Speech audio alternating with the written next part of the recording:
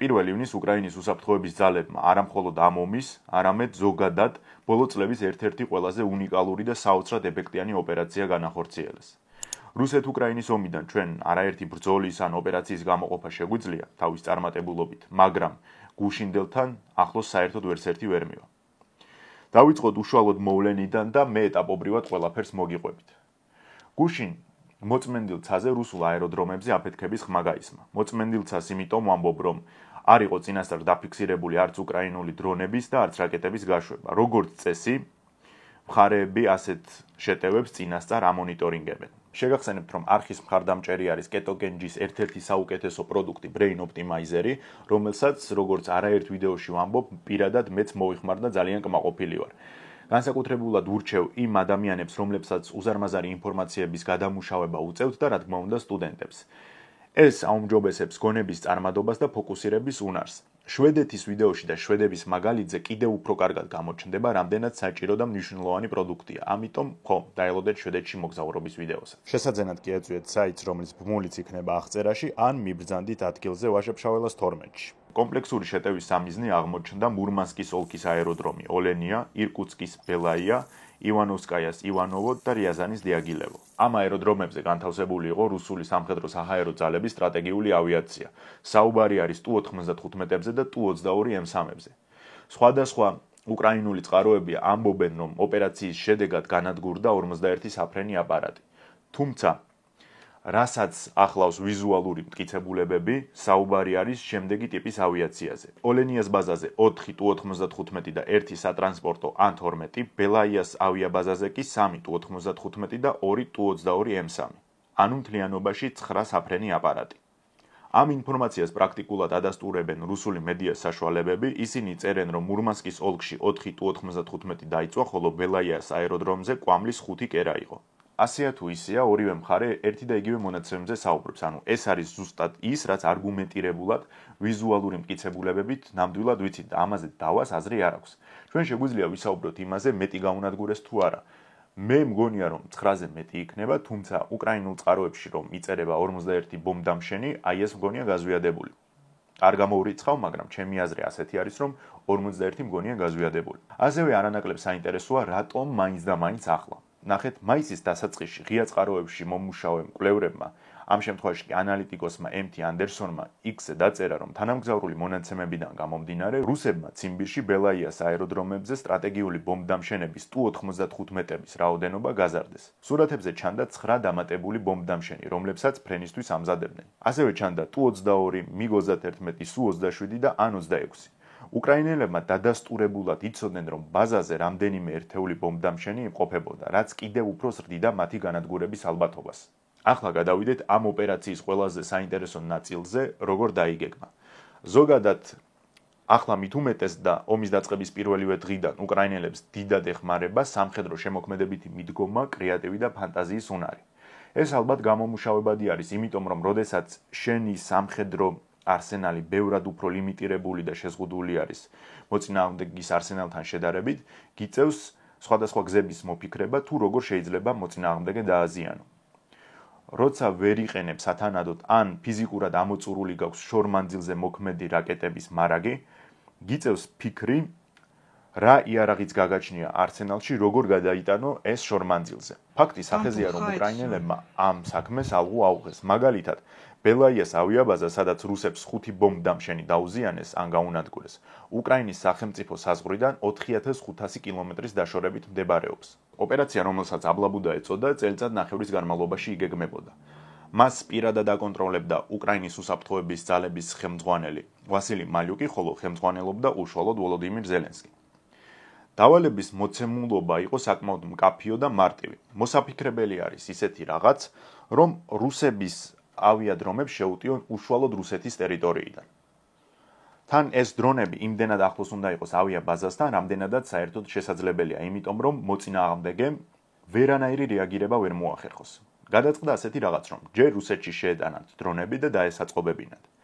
შემდეგ რუსეთის ტერიტორიაზე უნდა შეეტანათ ისეთი კონსტრუქცია, სადაც დრონებს მოამზადებდნენ გადასატანად. ოღონდ ეს კონსტრუქცია არანაირ ეჭვს არ უნდა იწვევდეს. გადაწყვიტეს, რომ პატარა მობილური გადასაზიდი სახლები გაეკეთებინათ, სადაც დამალავდნენ ამ დრონებს. სახლებს სახურავები დისტანციურად ეხსნებოდათ და დრონები მზად იყვნენ სამიზნეების გასანადგურებლად. წარმოიდგინეთ, რომ მთელი ამ წელიწადნახევრის განმავლობაში უკრაინელი სპეცსამსახურები რუსეთის ტერიტორიაზე მუშაობდნენ, ასაწყობებდნენ, ტესტავდნენ, ასურათებდნენ ამ ოპერაციის ამსახველ კადრებს და რუსებს ეჭვიც კი არ გაუჩნდათ, რომ რაღაც იგეგმებოდა. საბოლოოდ ეს სახლები დატვირთეს ტრაილერებზე, რა თქმა უნდა, ტრაილერის მძღოლებმაც არც იცოდნენ რა გადაჰქონდათ. საჭირო დროს მანქანები გაჩერდნენ, სახლების სახურავები გადაიხადდა, დრონებმა მობილური ან თანამგზავრული კავშირი მიიღეს და ამუშავდნენ. შეტევის შემდეგ ეს კონტეინერები აფეთქდა. რუსებს კიდევ იმაში გაუმართლათ, რომ ამურის ოლქში ტრაილერი, რომელსაც ეს დრონები გადაჰქონდა, გზაშივე აფეთქდა. ამურში აეროდრომი უკრაინკაა, სადაც ასევე სტრატეგიული ავიაცია ბაზირებს. თან აქ კიდევ რა არის, რომ მართლა იმდენად ახლო მანძილიდან შეუტიეს ამ დრონებმა, რომ საზენიტო კომპლექსები კი არა, ელემენტარული თვითმფრინავების გადაყვანაც კი ვერ მოასწრეს. სრული პანიკა, დეორგანიზება და ქაოსი სუფევდა რუსებში. ოპერაციას არა მხოლოდ უკრაინელი სპეცსამსახურების საოცარი წარმატება შეგვიძლია უწოდოთ, ასევე რუსული დაზვერვის კრახი, ხოლო თავდაცვის ძალების სიბრიყვე. სიბრიყვეა, როდესაც ომი თითქმის 3 წელიწადნახევარია მიმდინარეობს და შენ სტრატეგიული ავიაცია, თუნდაც ეს ტაქტიკური ავიაცია იყოს, ასე მოშიშვლებულად ყოველგვარი თავდაცვის გარეშე გიყენია. თან დააკვირდით კადრებს, ანუ რებიც კი არ მუშაობდა იქ. პრაქტიკულად, როდესაც დრონი სამიზნემდე მიაღწევდა, საერთოდ არაფერი აღარ უშლიდა ხელს, რომ ზუსტად მიზანში მოხვედრილიყო. აქ კიდევ ერთ საინტერესო დეტალს გაგიზიარებთ, რაც მორიგ ჯერზე ხაზს უსვამს, თუ რამდენად სწრაფად ვითარდება ტექნოლოგიები ომის დროს.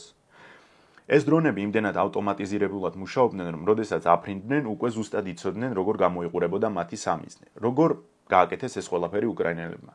ნახეთ, უკრაინელებსაც ყავთ სინამდვილეში Tu-95-ები და Tu-22-ები, თუმცა ისინი დგანან უბრალოდ მუზეუმში. არ მუშაობენ, პოლტავის მუზეუმში არის განთავსებული ეს ბომბდამშენები. როდესაც ეს ოპერაცია იგეგმებოდა, მათ ხელოვნური ინტელექტის დახმარებით ასწავლეს ამ დრონებს თუ როგორ გამოიყურება მათი სამიზნე ვიზუალურად. შესაბამისად, როდესაც ეს დრონები რუსეთის ტერიტორიიდან აფრინდნენ, უკვე საკმაოდ მარტივი იყო ამოეცნოთ ზუსტად ის, რაისთვისაც იყვნენ მომზადებული.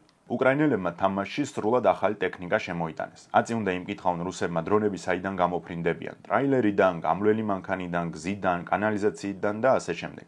ამ ოპერაციით კიდევ ერთი მნიშვნელოვანი რაც მოხდა, იმ რუსებმაც კი, რომლებიც ყველა ოპერაციაში დასავლეთის შემოქმედებას ხედავდნენ და უკრაინელებს რისი თავი აქვთ ნარატივს ავრცელებდნენ, რასაც რა თქმა უნდა საქართველოშიც ბევრი იჯერებდა და უკრაინა სულ ზღაფავსო წერდა კომენტარებში თუ პოსტებში, ფაქტია, რომ მიდგომა საბოლოოდ შეცვალეს.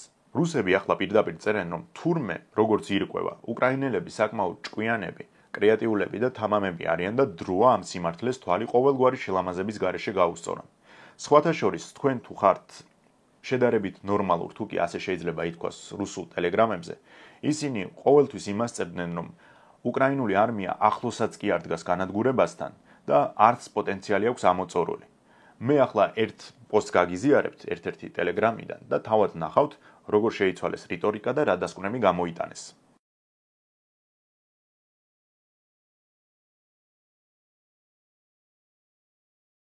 მოდით ვისაუბროთ, რა ზარალი მიადგა რუსულ სამხედრო-საჰაერო ძალებს ამ შეტევის შემდეგ და რატომ აღმოჩნდა კონკრეტულად ეს სტრატეგიული ბომბდამშენები უკრაინელებისთვის ასეთი მნიშვნელოვანი სამიზნე. Tu-95 და Tu-22 M3 სტრატეგიული ბომბდამშენებია. ფაქტობრივად ესენი არიან გიგანტური რაკეტა-მზიდები, რომლებსაც ჰაერში დიდხანს ფრენა და გრძელი მანძილის დაფარვა შეუძლიათ. Tu-95-ს მაგალითად 15000 კილომეტრის ფრენა შეუძლია და ამავე დროს ბირთვული არსენალის მატარებელიც არის, ანუ რუსეთის ბირთვული ტრიადის ერთ-ერთი წევრია. ასევე ნახეთ, როდესაც ჩვენ საინფორმაციო წყაროში ვიგებთ ინფორმაციას, რომ რუსეთმა უკრაინის ენერგოინფრასტრუქტურაზე მიიტანა სარაკეტო იერიში, ჩვენ უნდა ვიცოდეთ, რომ ამ იერიში გამოყენებული იყო მაღალი სიზუსტის შორმანძილზე მოქმედი ჰაერი მიწის ტიპის რაკეტა. ან ტაქტიკურ ავიაციას შენ ამ რაკეტას ვერ დაუყენებ. შეიძლება სადმე რაღაცას კუსტარულად აკეთებენ, მაგრამ ძირითად შემთხვევებში ამ რაკეტებს სჭირდება სტრატეგიული ავიაცია. იგივე არის უკრაინის შემთხვევაში, ანუ ნახეთ, ერთი არის, როდესაც შენ გაქვს ეს რაკეტა, მაგრამ მეორე არის, რომელ თვითმფრინავს დაუყენებ მას. უკრაინას ზუსტად ეს პრობლემა ჰქონდა თავდაპირველად, ანუ როდესაც დასავლეთმა გადასცა თუნდაც სკალპები, შეუძლებელი იყო ეს სკალპები გაეშვა იმ ავიაციას, ტაქტიკურ ავიაციას, რაც უკრაინას გააჩნდა, მაგალითად საუბარი არის Su-27-ზე. ამიტომ Su-24-ებს პოლონეთში გაუკეთეს ადაპტაცია და შეეძლოთ ამ რაკეტების გადატანა და გასროლა. ახლა სიტუაცია შეიცვალა, იმიტომ რომ F-16-ები მორგებული არის ასეთი ტიპის რაკეტების გადატანაზე და გასროლაზე, მაგრამ პრობლემა იმაში არის, რომ მარაგი აქვთ ამოწურული. ისევ ენერგოობიექტების მაგალითზე რომ ვისაუბროთ, ყველაზე ხშირად რუსები იყენებდნენ რაკეტას X-101-სა და X-22-ს. მართალია ეს უკანასკნელი არ არის ისეთი ზუსტი, როგორიც X-101, მაგრამ მაინც იყენებენ. ხო და ამ რაკეტებს უშვებს Tu-95 და Tu-22 M3. თან შეუძლიათ დიდი მარაგის გადატანა. სიტყვაზე პირდაპირ გაგებით მზე თუ ნახავ Su-57-ს ადაპტაცია გაუკეთეს, მაგრამ ის ვერასდროს გადაიტანს იმდენ რაკეტას, რამდენსაც გადაიტანენ Tu-ები. ახლა რუსებისთვის მეორე პრობლემა რაშია? Tu-95 და Tu-22 M3 აღარ იწარმოება. დაახლოებით 30 წელი გავიდა, რაც მათი წარმოება შეწყდა. Tu-95-ის შეწყდა 92 წელს, ხოლო Tu-22 M3-ის 1 წლით გვიან. რაც ჩამოწერეს, ისედაც გასაგებია, რაც დაემართებოდათ, მაგრამ რაც დარჩა და შედარებით ბრძოლისუნარიანი იყო, ამას პერიოდულად უტარებენ მოდერნიზაციას, შეუცვალეს ავიონიკა, ახალი ძრავები გაუკეთეს, არსენალი გადაახალისეს და ასეა თუ ისეა თანამედროვე ბრძოლის ძველს მეტნაკლებად მოარგეს. ანუ იმის თქმა მინდა, რომ აქედან რომელიმე თუ დაზიანდა ან განადგურდა, ის აღდგენას და დაბრუნებას აღარ ექვემდებარება. რუსები აწარმოებენ Tu-160-ს, რომელიც 2022 წლიდან ყაზანში განაახლეს, მისი წარმოებაც რთულია სინამდვილეში და შეუძლებელია სწრაფად აღადგინონ დანაკარგები, იმიტომ რომ საუბარია სერიოზულ, მძიმე სტრატეგიულ ბომბდამშენებზე.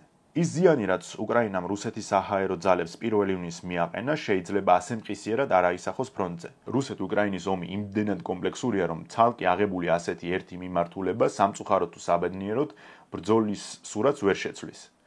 სამაგიეროდ ეს გავლენას იქონიებს რუსეთის სამხედრო საჰაერო ძალების შეტევის პოტენციალზე. ზოგადად რუსებს სამხედრო ავიაციაში უკრაინელებთან შედარებით უზარმაზარი უპირატესობა აქვთ, ხოლო უკრაინელების ასეთი ოპერაციები ამ სხვაობას სულ უფრო აბალანსებს. ელემენტარული რომ ავიღოთ, უკრაინელებს სტრატეგიული ავიაცია საერთოდ არ გააჩნიათ. თან ჰაერში საბრძოლო მოქმედებების დროს ამის განადგურება თითქმის შეუძლებელია. სტრატეგიული ავიაციის უდიდესი ნაწილი არც შედის მოწინააღმდეგის ჰაერსაწინააღმდეგო სისტემების დაფარვის ზონაში. მისთვის უსაფრთხო დისტანციიდან ახდენს რაკეტების გაშვებას. ძალიან უნდა მოინდომო, რომ ერთი ბორტი მაინც დაკარგო და რუსებმა სულ მცირედ 8 დაკარგეს ერთ დღეში. სხვათა შორის 2008 წლის აგვისტოს ომში ერთი Tu-22 ჩვენც ჩამოუგდეთ.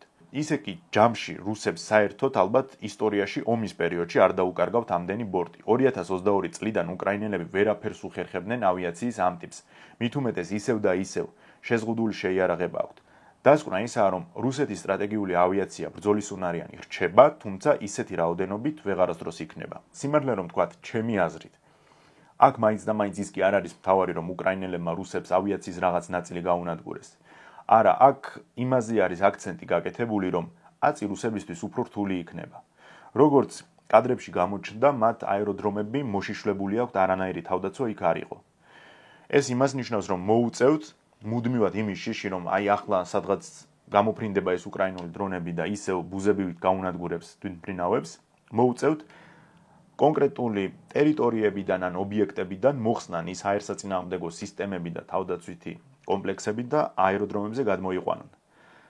სადღაც ობიექტებზე რაღაცის მოხსნა იმას ნიშნავს, რომ ახლა ის აღარ არის მაღალ დონეზე დაცული. თანაც უკრაინელებმა საქმით გვაჩვენეს, რომ მნიშვნელობა არ აქვს უკრაინა-რუსეთის საზღვრიდან რამდენად შორს არის სამიზნე.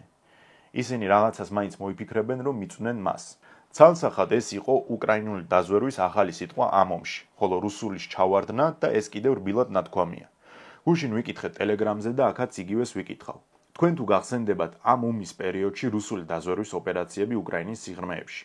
ანალოგიური სირთულის და დაგეგმარების, რასაც უკრაინელები აკეთებენ. მაგალითად, დარია დუგინას განადგურება, ვლადლენ ტატარსკის აფეთქება, რუსეთის გენშტაბის გენერლების რუსეთის ტერიტორიაზე მოკლა, უკრაინელი მოღალატეების ახლა გულისხმობ კივას ისევ და ისევ რუსეთში განადგურება, რუსული ვერტმფრენის გატაცება, ახლა ხო საერთოდ ეს ამბავი მოხდა, ანუ მსგავსი თქვენ რუსების მხრიდან ასეთი მასშტაბის გახსენდებათ? მე პირადად არა. სამართლიანობისთვის ისიც უნდა აღინიშნოს, რომ FSB-შიც ახლა მთლად ასე არ სხედან, ხო იქაც აკეთებენ თავის საქმეს. მაგალითად, მარტო ბოლო პერიოდში რამდენჯერმე აღკვეთეს აფეთქების ან კონკრეტული პირის ლიკვიდაციის მცდელობა. ეს კიდევ რაც ცნობილი არის. მაგრამ ფაქტი სახეზე არის, რომ უკრაინული დაზვერვა გაცილებით ეფექტიანად მუშაობს ვიდრე რუსული. FSB KGB-ში არ უნდა შეგვეშალოს, ვერც იმის მასშტაბი აქვს და ვერც ის ძალა. ასეა თუ ისეა, ამ ქვეყნის უსაფრთხოების სამსახურების შეტაკებებს ერთმანეთის ტერიტორიაზე თუ შევადარებთ, ფაქტია, უკრაინელები ბევრად წინ არიან. რა თქმა უნდა, მათ ეხმარებიან დასავლელი კოლეგები, მაგრამ ბოლოს ხომ მაინც უკრაინელები აკეთებენ. ამ 3 წლის განმავლობაში მე პირადად მსგავსი არაფერი მახსენდება. უნაკლო იდეალური წამყვანი ქვეყნების დონის ოპერაცია იყო. ახლა დაველოდოთ რუსეთის პასუხს ან რეაგირებას, რაც არ უნდა იყოს რეპუტაციულად ამ სირცხვილს და სიბრიყვეს ვერ ჩამოირეცხავენ. ვიდეოს ჩაწერის მომენტში არც ტრამპის და არც პუტინის განცხადება არ იყო გაკეთებული, შესაბამისად უცნობია მათი პოზიციები ან პროპორციული რეაგირების მინიშნებაც კი. ასეთი გამოვიდა გუშინდელი ამბის განხილვა. დროებით